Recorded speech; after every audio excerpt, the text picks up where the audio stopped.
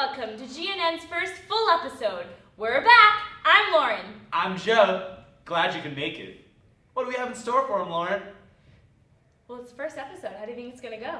Well, I don't know. It could be a little shaky at times, but I think overall it'll be a solid production. What do you think? I agree, but I'm confused as to how long each thing is going to be, and I'm thinking it might be a little boring. Do you think so? Perhaps. I guess we'll have to wait and see, huh, folks? Just kidding. I don't think it's going to be boring. It's GNN's first episode. Woo! Here's the weather. Thanks, Joe and Lauren. There have been some tornado sightings in the area. It was recently Muffin Day, and things got a little out of control. But don't worry, no muffins left behind. I've also predicted some stormy weather for those of you in Mr. Key's class. He did not have his daily cup of tea. It will not be a happy day of math and moose. Tammy, what's your take? I'm here in the science wing, and it is freezing. I had to wear my sweatshirt to class, which shouldn't even happen because I pay so much money to go here, and they should be able to heat the school. When I go upstairs, it's so hot, and I'm sweating, and I come downstairs, and it's freezing cold. I have to bring my long sleeve shirts and my sweatshirts and my winter jackets when it's like 75 degrees outside. What is this? This shouldn't even be happening. Here in the Machlitzimingen room, whoa, it's really hot. We're in Prague, home of modern man.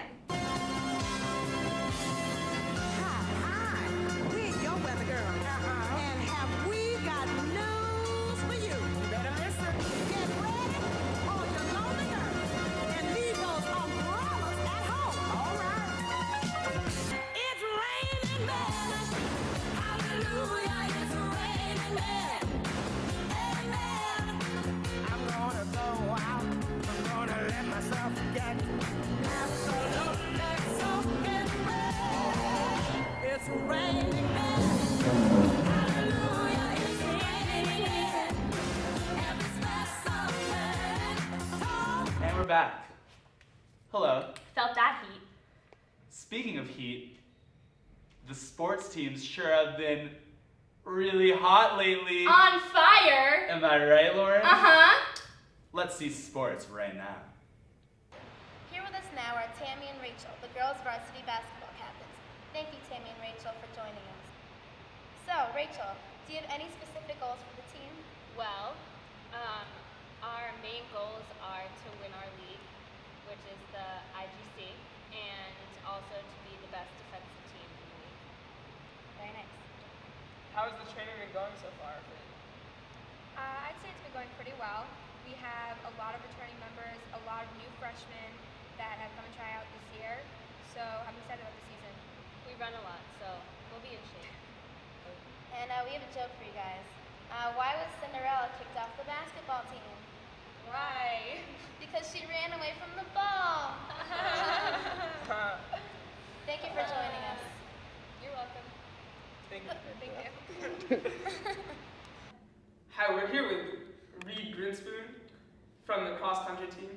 Thank you for joining us. Thanks for having me.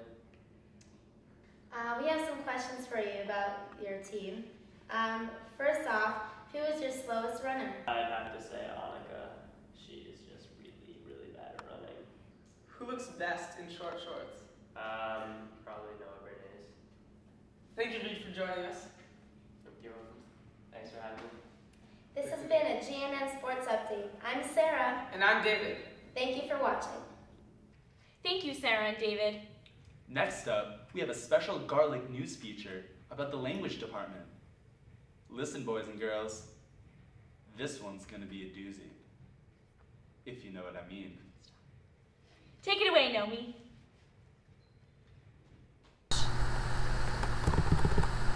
The language department has a new course to offer students for the next semester. Ye Olde English.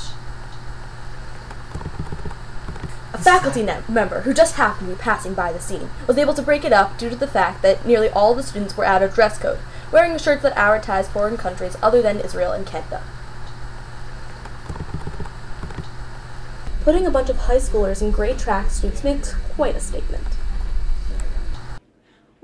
April with de shores soete de drought of Marcha had persid to the route, and bothered every veine in sweete liqueur, of which virtue engendered is the floor. One zephyrs equal the sweet brete, in spirit happen every halt and hete. Tendre croppes, and the youngest son hath in his rhyme a havel course run. I'm really excited for Ye Old English class. Now I'll be able to understand my real English class. Do you think Ye Old English should be at Gann? Please fill out this Survey Monkey, and we look forward to hearing what you have to say. We will take your comments very seriously. Back to you, Joe and Lauren. God's graces, Naomi. And now a word from our sponsors. Tea and crumpets. Ye. Hello, ladies. Do you know the man? You know the man I mean the man. The man who spent every AU defending the title. The man of the beast. The beast is the man. Do you know how he smells? Not just like perspiration. He smells like determination. Like cool flowing water between his fingertips. In his house. His castle. His domain. The locker room, man. Are you ready? The answer is yes.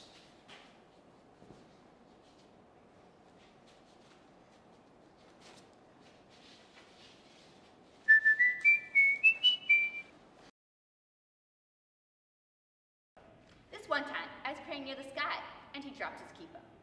So I leaned over and picked it up, and as I was handing it to him, he asked, "Why are you on the side of Mechitza?" This has been Pluralism Time with Naomi Lieberman. Thanks so much for joining us. The moment you've all been waiting for. Riemenfeld.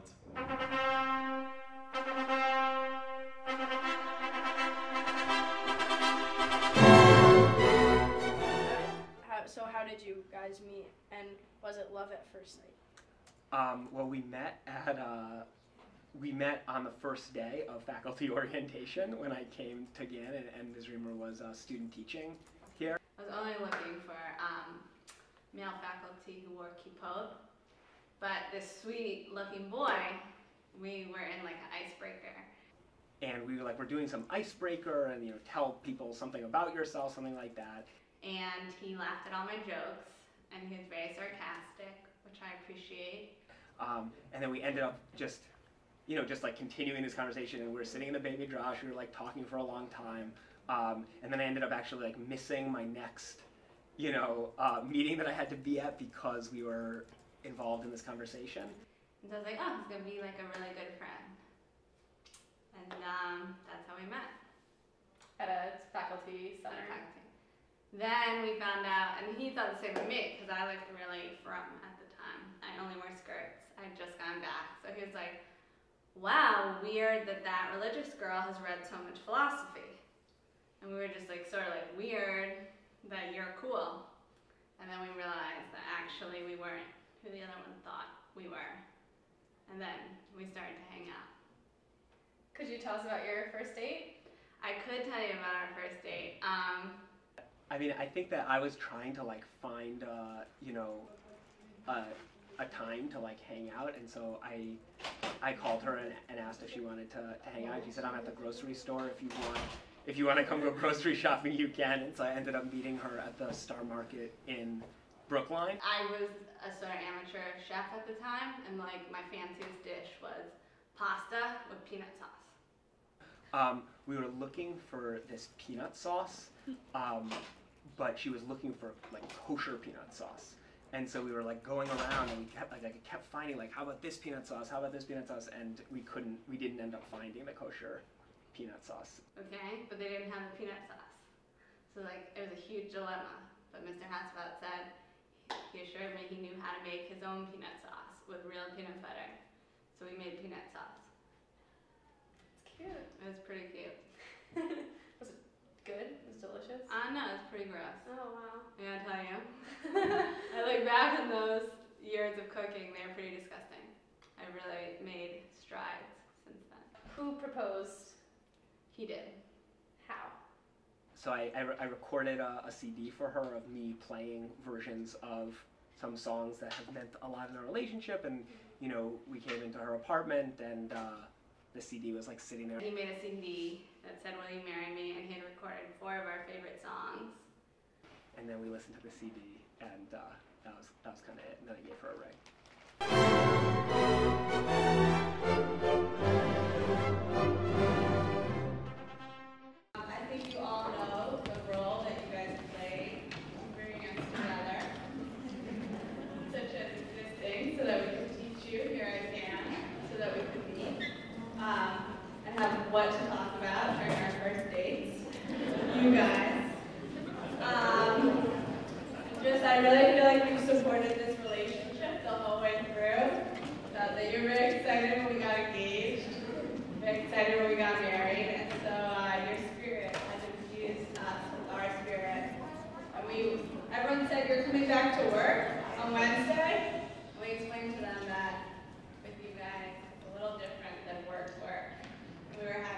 that so we could be with you. So thank you for throwing us this. So how was the wedding? Like, did everything go as you planned? Is it everything you dreamed of and more? Yeah, I think that's a great description. It was a lot of fun. Everything ran smoothly. There were no minor day of mishaps.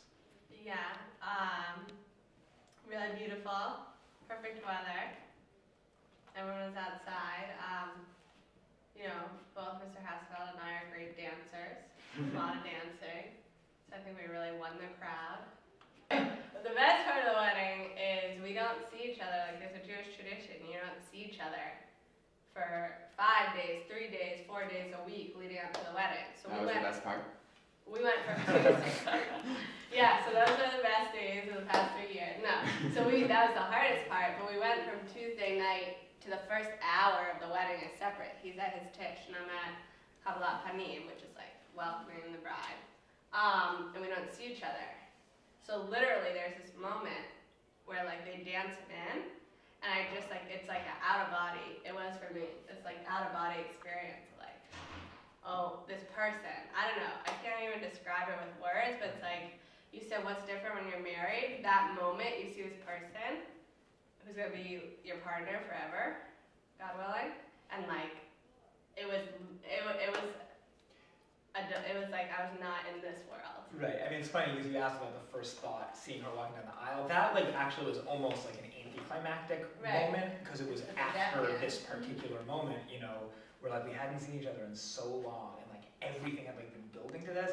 And I remember like, you know, I was walking around this corner and then I was gonna see Ziva and like, yeah, I was like trying to like peek around the corner and then I caught sight of her. And it was just like such a like amazing moment, you know. It was like just really like one of the happiest moments of my life. Yeah. Oh. Wow. That got me. That actually got me. Right there. Yeah. And now, word of the day with Carmia. Carmia? Yup. Okay, say loquacious. No, you're supposed to say it. No. Say loquacious. Say loquacious. Carmia, loquacious. Loquacious. Okay, now say it with more feeling. Loquacious. No, say it without food in your mouth. Loquacious. Louder! Carmia, loquacious. I want to That's the word of the day. Loquacious. Thanks, Carmia. Thanks for watching GNN. I'm Lauren. And I'm Joe. Catch us next time. I'm a queen and I don't wave like that. How's that? Too much. No.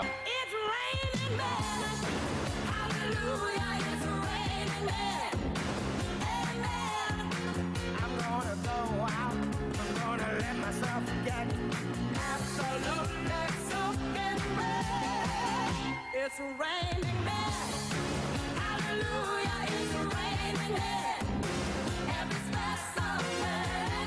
Tall, blind. The thing is, you can, you know, she'll always say that she can like tell like what mood I'm in. That like if I use her like full name, then it means that I'm in a bad mood, which is probably true. And she does the same thing. So like Ziva Reamer.